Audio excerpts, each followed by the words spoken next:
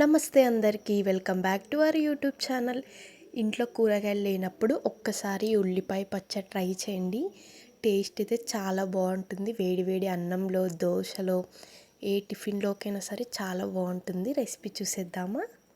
First pan పెట్టుకొని దాంట్లోకి 1 table spoon వరకు ఆయిల్ వేసుకోండి.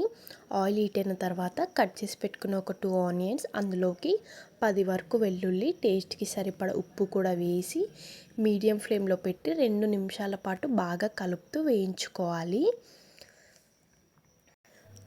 2 నిమిషాల తర్వాత ఇలా మంచిగా మగ్గిపోయిన తర్వాత దీంట్లోకి కొత్తిమీర, కొంచెం చింతపండు అండ్ టేస్ట్కి సరిపడ కారం కూడా వేసి మొత్తం కూడా మళ్ళీ బాగా కలుపుతూ ఒక 2 నిమిషాల పాటు బాగా ఉడికించుకోవాలి.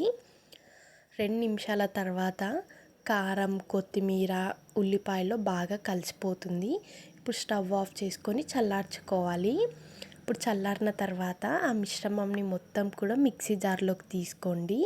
దాంట్లోకి కొంచెం జీలకర్ర వేసి మరీ మెత్తగా కాకుండా ఇలా బరకగా మిక్సీ చేసుకోవాలి. ఇప్పుడు మొత్తం కూడా ఒక బౌల్లోకి తీసుకోండి. ఇప్పుడు ప్యాన్ పెట్టుకొని 1 టేబుల్ స్పూన్ వరకు ఆయిల్ వేసుకోండి. ఆయిల్లో పోపు గింజలు, 2 ఎండుమిర్చి, కరివేపాకు కూడా వేసి పోపు బాగా వేయించుకోండి. ఇప్పుడు ఆ పోపు మొత్తంని చట్నీలోకి వేసి ఒకసారి మొత్తం బాగా కలుపుకోవాలి. లాస్ట్లో దీంట్లోకి కట్ చేసి పెట్టుకున్న ఒక ఆనియన్ వేసి కలుపుకోండి. టేస్ట్ అయితే చాలా అంటే చాలా బాగుంటుంది ఆనియన్ వేస్తే. అండ్ వేడి వేడి అన్నంలో ఈ పచ్చడి వేసుకొని తింటే చాలా బాగుంటుంది టేస్ట్ అయితే. మీరు ఒకవేళ ట్రై చేస్తే నాకు కామెంట్ చేయండి టేస్ట్ ఎలా ఉందో. అండ్ మీరు మన ఛానల్ని ఫస్ట్ టైం చూస్తున్నట్టయితే మన ఛానల్ని సబ్స్క్రైబ్ చేసుకోండి అండ్ మన వీడియోస్ని లైక్ చేయండి. Thank you for watching.